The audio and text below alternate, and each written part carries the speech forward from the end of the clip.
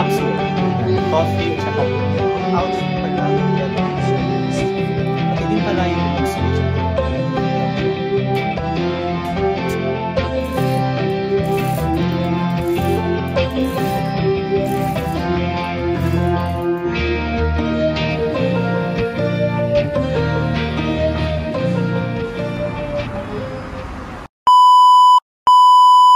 Hey guys, this is Jay once again and welcome back to Vlogcetera. And for this video, since lumipat kami ng Kumamoto City, then lumipat din kami of course ng panibagong hotel, and that means that I'm going to give you another hotel room tour here in And Comfy Hotel.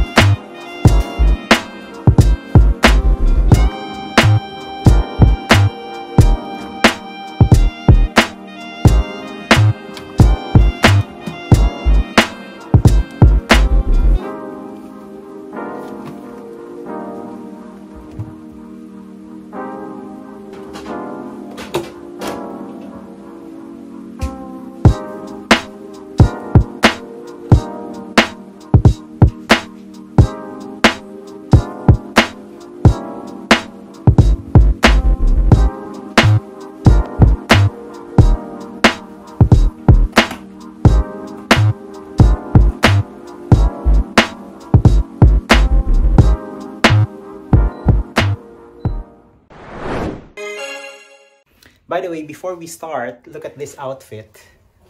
Yeah, provided to dito sa hotel. So, kaiba siya dun sa mga pinaprovide ng other Japan hotels. Kasi this is actually two-piece. Ito yung pangtaas. Tapos meron din siyang pangbaba na pantalon. But mamaya papakita ko sa inyo yung isang nakatupi pa doon.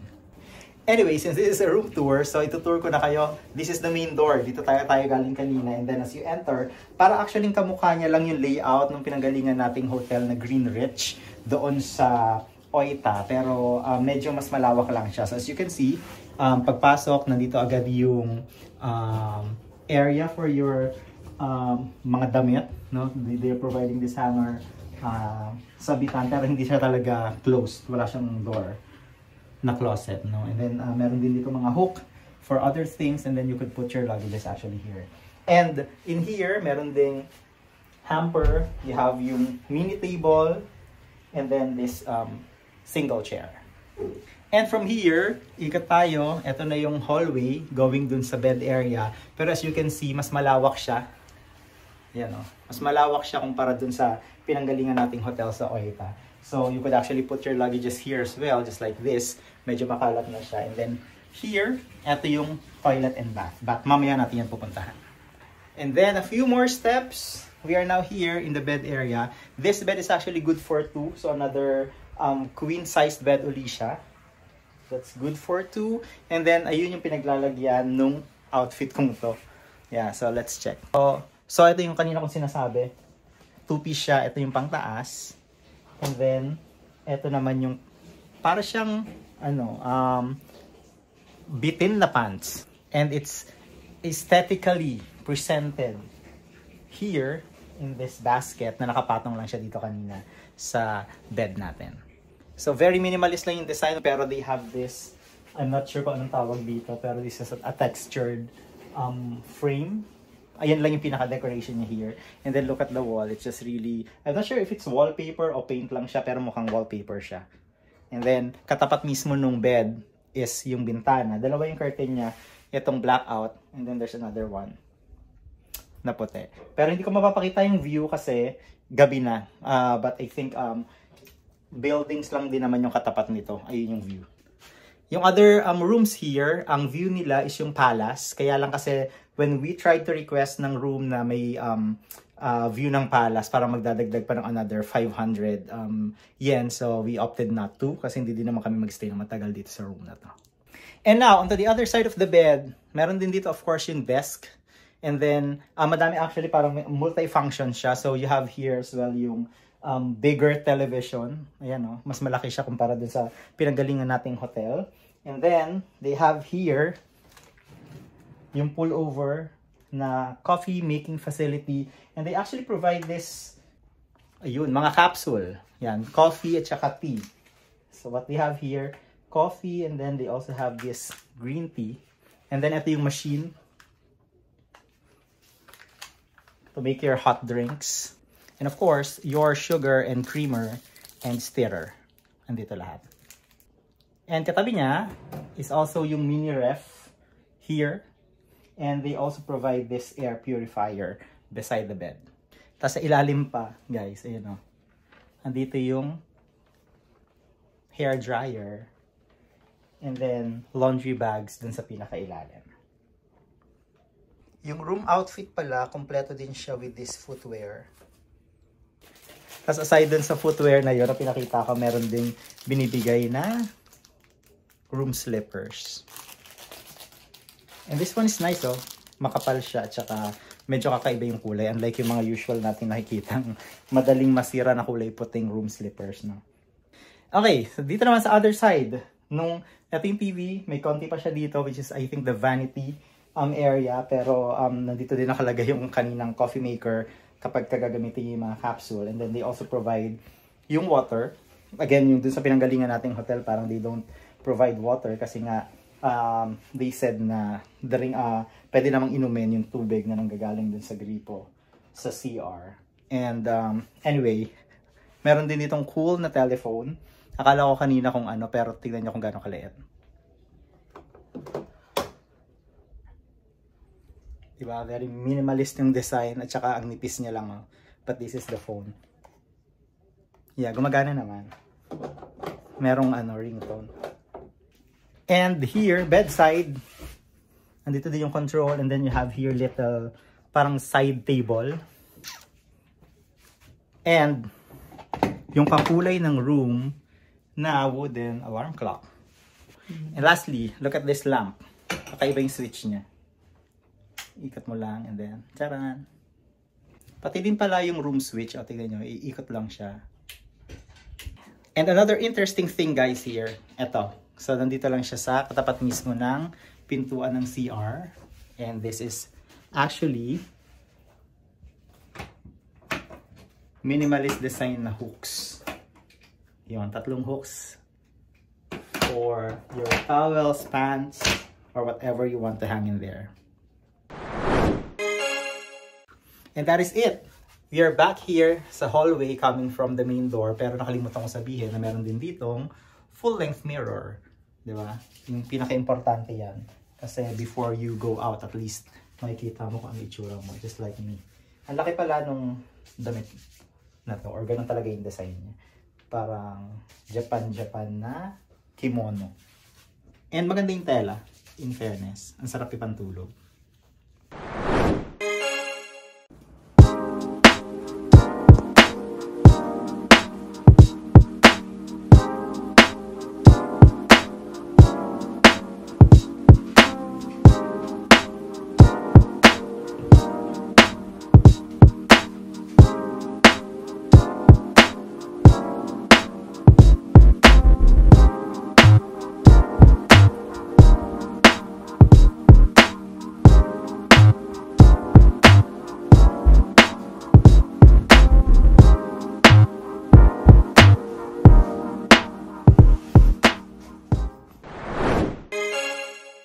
Okay guys, the last of course, but the very important is ang kanilang toilet and bath.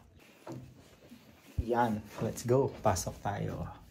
So, just like yung layout ng ibang mga toilet and bath nung Japan hotels na nakita natin. Ganito lang siya, kaliit. Actually, mas maluwag siya kumpara dun sa iba. Kasi yung iba parang halos dikit na yung sink at saka maliit talaga yung sink. This one is yung standard size na mga sink na nakikita natin sa hotel. And simulan natin here, of course, kanina hinahanap ko yung bidet system. Sabi ko parang wala. Pero nandito pala siya. And what's interesting, ngayon lang ako nakakita nung ganito na mayroong option for deodorizer. So kapag kaamoy, so you just have to turn it on and then wala na. Other options ng kanilang bidet buttons are just the same. Yung rear, front, pressure, control, and then stop. And of course, yung bath towel at saka face towel provided here for 2. And ito yung pinaka-favorite ko. Tissue paper. Lagi namin nauuwi. Hindi naman ginagamit tapos inuuwi namin. Kasi parang they're automatically providing 2 rolls. Ayun yung isa yung ginagamit namin. And then, that one, automatic. Iuwi natin yan. And here, they are providing toothbrush, hairbrush, and comb na magkasama. This one is interesting kasi yung usually nakukuha namin from here sa Japan, yung color black at saka magkakamukha sila. But this one, medyo at least iba sa paningin. And they also have here yung hindi ko alam, towel or basta pang bath bath na cloth. So kasi ang pinaprovide nga nila here is yung body soap na liquid. So you just have to use this and then squeaky clean. And guys, only in Japan, aside from body wash, shampoo, and conditioner, they have facial foam. Hindi ko alam kung brand yung Fiesta, pero ayun siya, facial foam. So kahit wala ka nang dalang toiletries, you are all good here. Lastly, itong shower area na pwede ding bathtub. So of course, they have the hot and cold shower. Tapos kakaiba yung shower dito kasi you could actually control. Just have to switch this para dun sa pressure ng water. And itong lagayan niya na na-adjust din. Yun dun kasi sa pinanggalingan namin parang hindi sakto yung lagayan niya ng overhead. At ito yung pinaka-favorite ko na ngayon ko lang nakita. Look at their curtain. Crisp and clean. Hindi ko alam kung bago siya o they're just really changing it on a daily basis. Kasi even yung pinakadulo, walang bakas ng paninilaw. So it's either super bago pa tong curtain na to or they're just really changing it every time bago na nag-guest yung gagamit ng room. That is it about the toilet and bath. Ang saya, ang linis pa nung toilet and bath nila. I am not sure if this hotel or yung rooms nila here are new, pero mukha silang bago kasi ang linis ng lahat. Even the walls, you could tell. Yan, walang mga alikabok. Walang mga kalat. So it's either newly renovated or bago talaga siya or well-maintained lang talaga yung mga rooms nila here. Last point of comparison. They also provide yung ventilation. Kanina pinakita ko diba that they also have yung air purifier. Pero the difference is, totoong lumalamig dito yung AC. Yun dun sa Oita na hotel namin sa Greenwich. Parang centralized yung control ng AC kasi kahit na nilalagay namin sa 16 degrees, yung AC namin parang hindi naman siya mainit pero hindi siya ganun kalamig na what you're expecting for 16 degrees, di ba? So that is it about the room, guys. So for other things, ipapakita ko kanina kasi bago kami mag-freshen up, umakyat kami sa taas kasi hanggang 10 PM lang yung pwedeng i-check yung rooftop terrace nila. So I am going to show you that right now.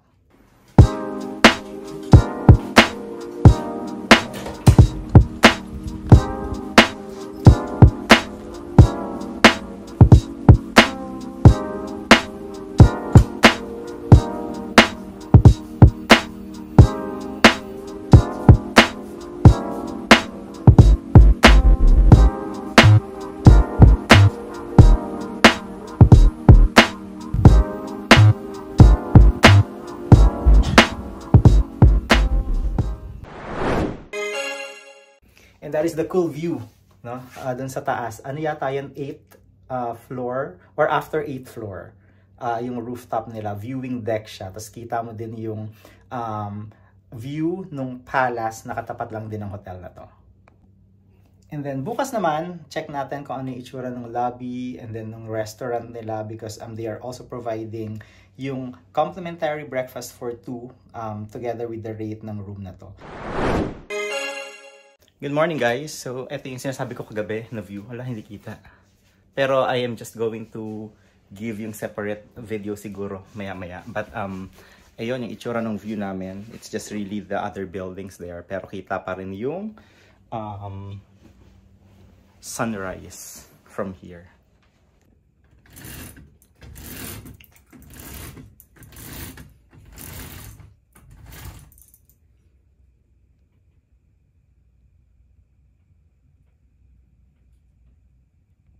And for now, we are going down to get our breakfast and mag-early check-out din kami. Mag-iiwan lang kami ng luggage and then we're just going to go around here in the city. And that's it. Mamaya i-update ko kayo pero baka sa separate vlog. Pero for this video, ipapakita ko lang sa inyo kung ano itsura nung restaurant nila sa baba and maybe pati yung way natin going down.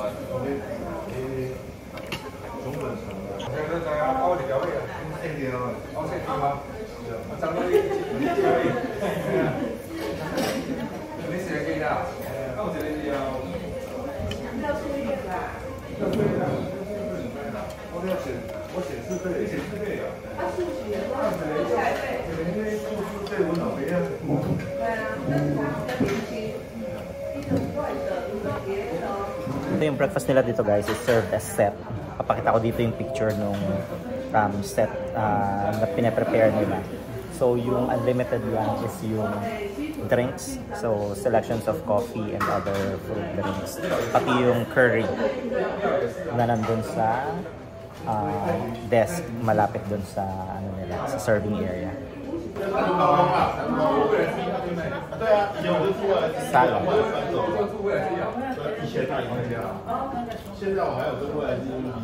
So yung salad that they serve is a combination of vegetable, yung green vegetable, and then potato salad.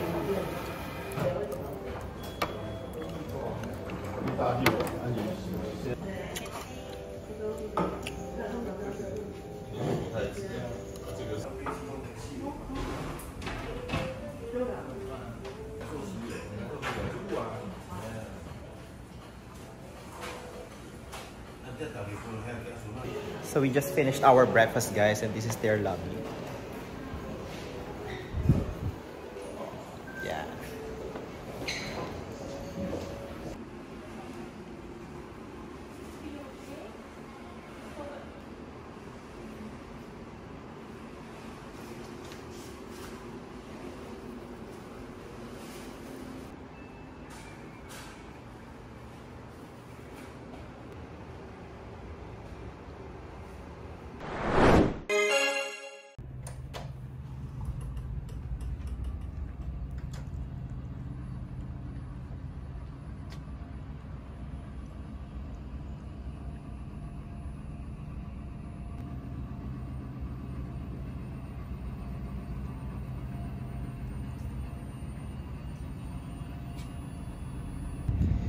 So guys, this is the rooftop.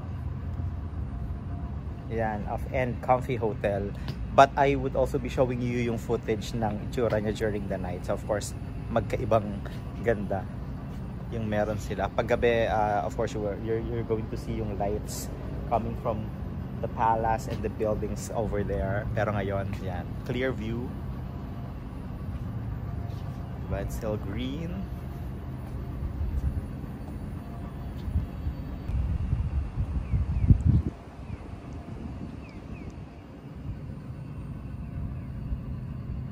So we're going back down. Ang ganda talaga nung ano, para siyang painting in the background. But I'm going to show you as well yung pictures ko here.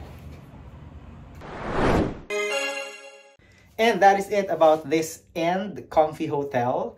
If you like this video, please do give it a thumbs up. Comment below kung ano pa yung mga questions nyo about this room. And don't forget to click that notification bell so that you will get updated with more of my videos only here in Vlogcetera. Once again, thank you for watching. Until the next one.